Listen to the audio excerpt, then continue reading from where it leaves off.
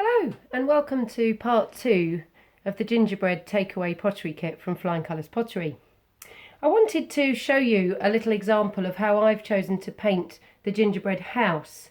Of course you can choose however you would like to paint it and be as creative as you wish, but just a few little techniques to run by you for anyone not sure how to paint it. First of all, I mixed yellow and brown to get more of a sort of gingerbread colour for the background.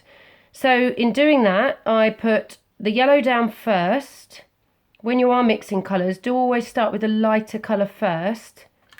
Clean your brush, and then I'm going to add in a really small amount of brown just on the tip of my paintbrush. Mix that in. You can always add more if you need it, but it's harder obviously to take it away. Okay, maybe a fraction more of the brown. I'm just using a piece of paper to mix my paint on. It's easy then to just screw it up and pop it in the bin. However, obviously you can either use a paint palette if you've got one at home, or you can use a paper plate. This paint is really good at coming off of surfaces, clothes, hands. It just dries like a sort of chalky powder. So I'm just applying the third layer of that gingerbread colour. It is difficult to know exactly what it will look like when you mix the colours, because those of you that have done pottery painting before will know that the colours come out stronger and brighter after firing. Don't worry too much about being precise with where you put the paint. The colour of the decoration will cover all of that anyway. Okay. And then to add the sweetie detail around the doors and windows, I used the same technique that I showed you with the gingerbread man.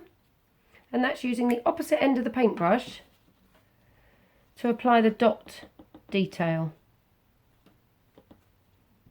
For every dot, you need to do a new dab into the paint. So it literally is dotting and dabbing the paint in the right places.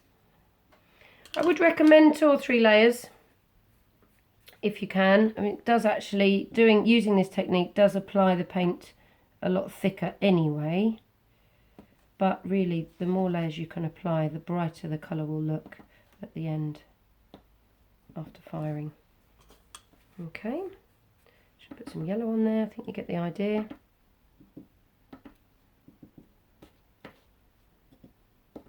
And so on. Okay. To get the green, you'll notice you haven't got green in your colours. Those of you that know about mixing colours may know that yellow and blue achieve green. So again, starting with the lighter colour.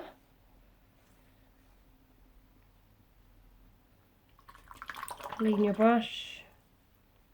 And then I'm going to just put the tiniest amount of blue on the tip of my brush and mix it in with the yellow. And you can see it changing to a lime green colour.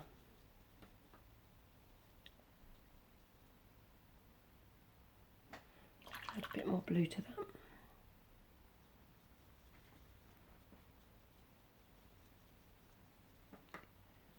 Okay. I'm just going to put my second layer onto the green roof.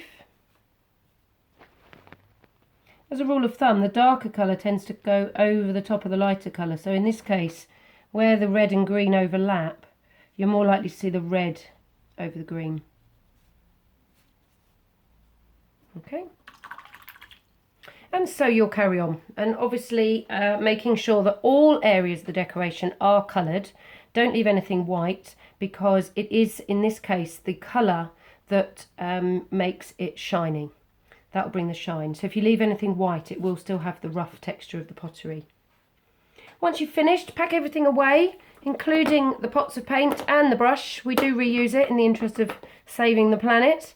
So pack everything away back into the plastic bag in which it came. Pop a little slip of paper in there with your name on it. That way I know whose pottery belongs to who. I will also number the back. So don't paint on the back of the decoration there. I'll number that, and that will correspond to your order number. I'll then glaze and fire them all and have them ready for you in a few weeks' time to hang on your tree for Christmas. So I hope you have a really, really great time with your paint at home kit, and thank you very much and enjoy.